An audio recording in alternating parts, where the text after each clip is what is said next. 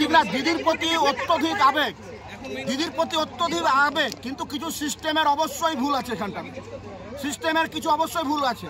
যে জায়গায় গেস্টের জায়গা করা আছে রোদে পুড়ে যাচ্ছে এই 42 ডিগ্রিতে, মানুষ আসছে, জনগণ আসছে, কোনো জায়গা নেই, সিস্টেমের জায়গাতে অসুবিধা হচ্ছে, এর বেশি কিচ্ছু না।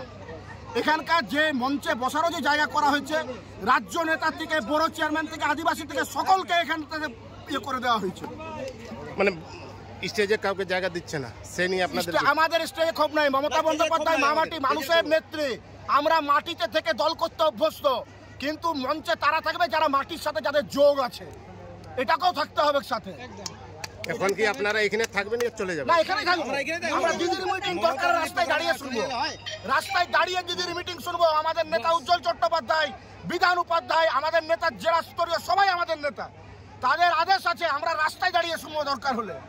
কিন্তু একজন আদিবাসী এখানকার আমার রবিলাল টুডু, আমার এখানে সঞ্জয় নুনিয়া ভাই আছে, এখানকার বিভিন্ন পদাধিকাররা আছে, রাজ্য নেতা আমার রাহুল ঘোষাল আছে, একজন আমি বলছি না কেউ মানছে, একটা ভালো ভিতরে জায়গা থাকতে হবে, তাদের বসার জায়গা রাখতে হবে। কে সিস্টেম করেছে এখানে?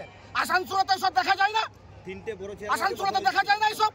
এখন কি চাইছেন আপনারা? চাইছি মানে কি তাদের যোগ্য সম্মান দেওয়া হোক, যোগ্য সম্মান দেওয়া হোক। যদি তাদের না পোষায় তাদেরকে দল থেকে বার করে দেয়, দলেও রাখবো, পদেও রাখবো, পদে